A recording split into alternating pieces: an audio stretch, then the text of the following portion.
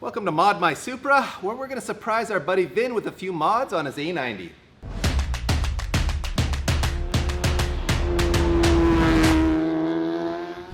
So I borrowed this 2020 Supra with the idea that we're going to use it in a track test, which we are going to do, and I'll give you a little bit more information on that later. But we thought, while we have the car here for a few days, why don't we surprise Vin with a few tasteful and I think very tasty mods, you'll agree. And that's not just because he loaned us the car for a few days, but it's actually because he's been a longtime friend of ours. He was our crew chief at Targa, Newfoundland. And back in the day when Pete and I were still at Modified Magazine, he had a very early Scion FRS that he let us take to the track, test a bunch of parts on, create a bunch of content for the magazine with. And we even created some content for it when we started Speed Academy. Our very first, I think, tire test was in his FRS at TMP.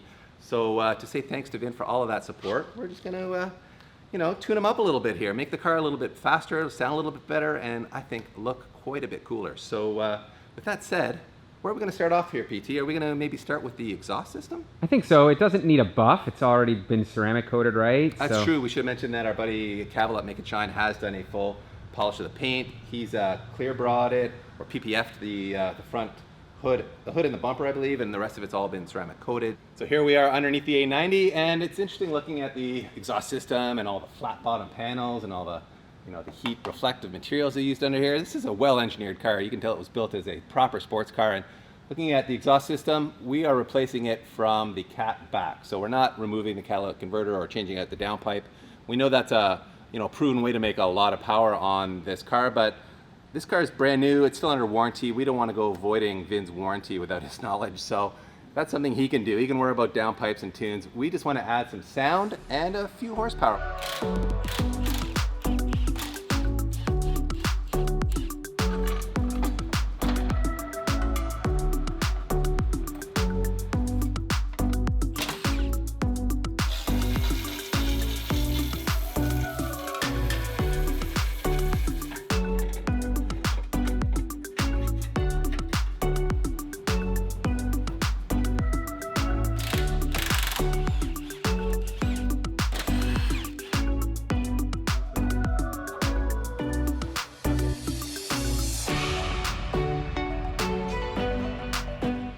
She was a bit of a fighter there, PT. That slip fit joint at the flex joint in front of the cat here was a devil to get off, and imagine if it was actually rusty. I mean, this car's never seen winter driving. It's totally rust free under here, and yet it was still tough to get off there. So if you winter drive your Supra, everyone, and you want to change your exhaust system out, we wish you good luck. You may come down to a torch or something to get that part off. But it's crazy that it's just one piece. Yeah, it is one piece, which is made it a bit of a handful. It weighs 60 pounds or around 27 kilograms, this section does, and you can see it's pretty interesting. It's got like this ovalized area here, I guess for ground clearance purposes, and then this really unique looking resonator goes into 70 mil tubing here and then crushes down quite a bit. So you're gonna definitely lose a bit of flow here, and then it goes back to 70 mil at the back into this huge canister muffler. And yeah, at 60 pounds, I'm guessing we are going to save a little bit of weight, but more importantly, I think we're going to improve flow a little because we won't have all these crush bend areas. And here we go, everyone. This is our AWE tuning system for the A90 Supra, and it comes in a bunch of different flavors. We've opted for their touring kit without resonators or non-resonated system. So as you can see, it's got these two rear muffler sections, which includes their 180 technology, which is a patented technology by AWE that cancels drone. So this system actually comes with like a no drone guarantee. It also comes with a one-year guarantee on the finish on this black diamond coated finish on these 5-inch tips, which I think is a really nice look, although you can also get it in a chrome finish if you prefer. And the rest of the system, which is all made of 304 stainless, comes with a lifetime warranty. So these guys really back their product up. It's all designed, engineered, and manufactured in-house at AWE Tuning's facility in the Philadelphia area, right next door to our friends at Turn 14, where we've actually met them a few times. Super cool guys, so it's really exciting to be able to actually put their product to use here. And one last thing I should mention is, man, look at how cool this inlet section is all stamped out like this. Like, it is a really beautiful piece of work. So let's get down to bolting it up.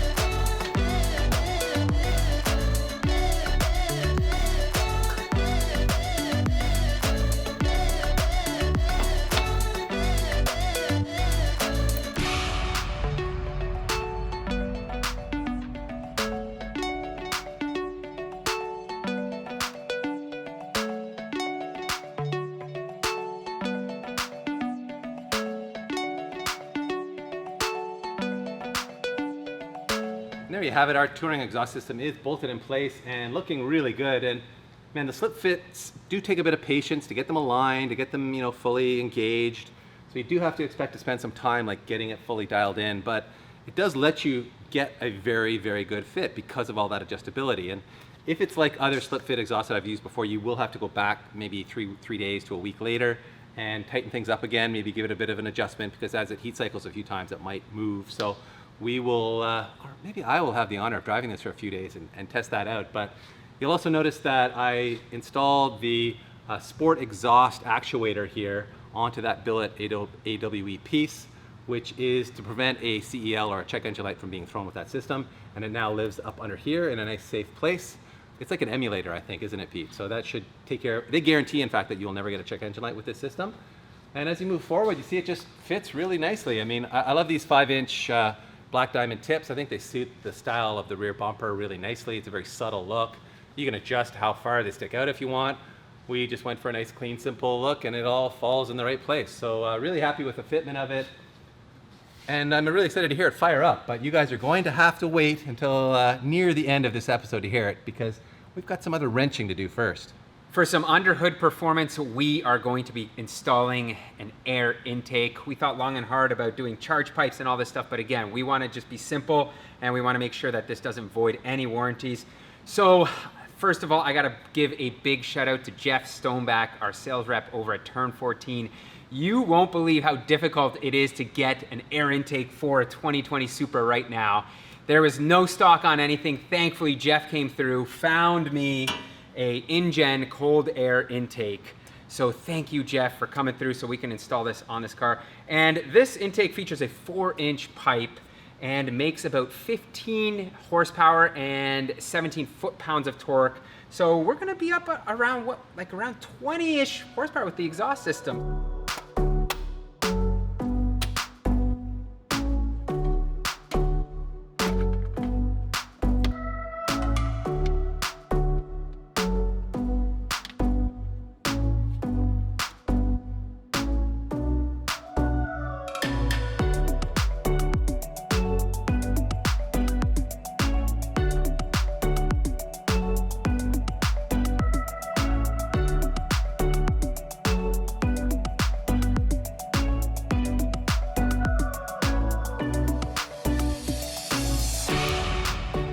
And there you go, it is looking good in here. I'm excited to hear this engine intake. I know it's gonna make some really awesome noises. We are moving on to some cosmetics here with this very nice carbon fiber front splitter from Rexpeed.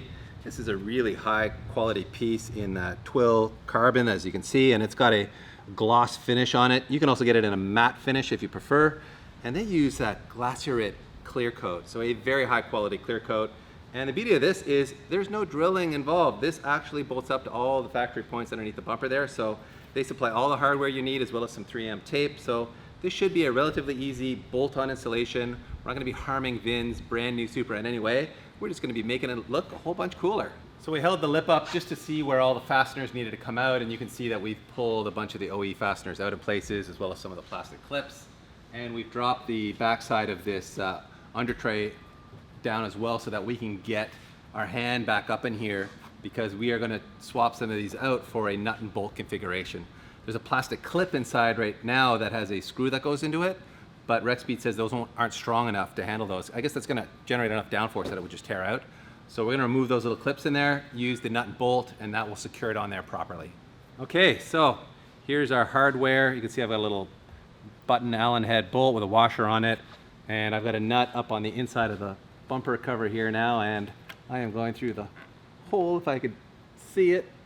It is a fussy job, and with the two of us, we've got the front two in already, so we'll just have to keep chasing this, but the struggle is real, but the fitment looks like it's going to be really good. Like, as you can see, once this is up tight against the body here, it is going to fit very nicely. Man, that fit up exceptionally well. I will say that having a second set of hands for the install is really helpful, because it's nice to be able to have one guy here kind of like putting the bolt through, maybe guiding it with the Allen key, and then having another guy in the back coming through to get the nut on. And you could do it by yourself, but boy, it's a lot easier with a second person. But man, it fits incredibly well. I would say of all the carbon style lip kits that we've installed, and we've installed quite a few of them over the years, this is the best fitting one we've Yeah, seen. we didn't have to hog a hole out or anything. It Nothing. just It all went just right fit in up. there. You know, usually you get to one end and like the hole's way off, and it's, well, what do we do? We got to loosen things and shift things. This just went on. So I'm guessing they like 3D scanned the underside of the car here to get it to fit like this, because this is really, really good. Just get my fingerprints off it, and man,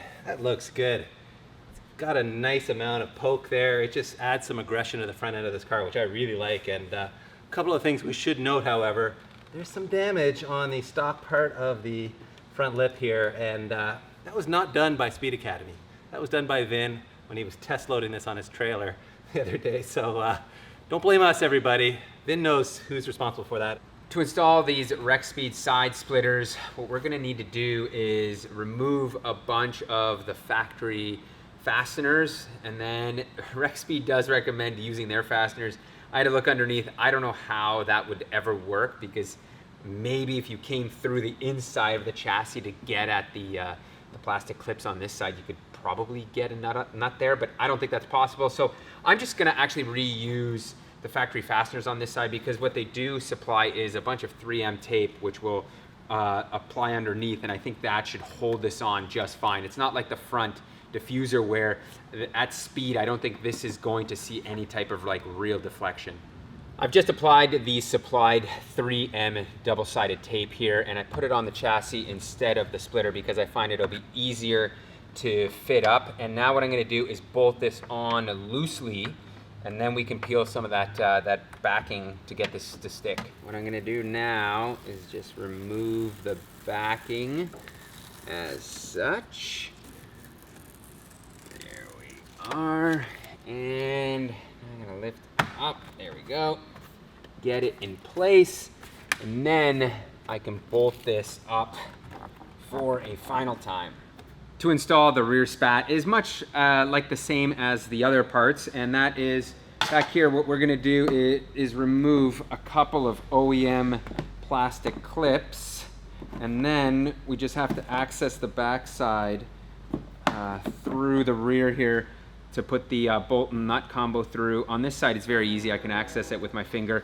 Over here, not so much. So we've taken the wheel off, and what I'm gonna do is just reach through the fender liner, and then I can access this quite easily and get it through there. Quick note, I actually had to pop the bumper apart here so I could slide my finger in here and get this nut in. I thought I'd just have to remove this, but turns out you do have to separate this a little bit. And then we can tighten this all down once this nut is on here.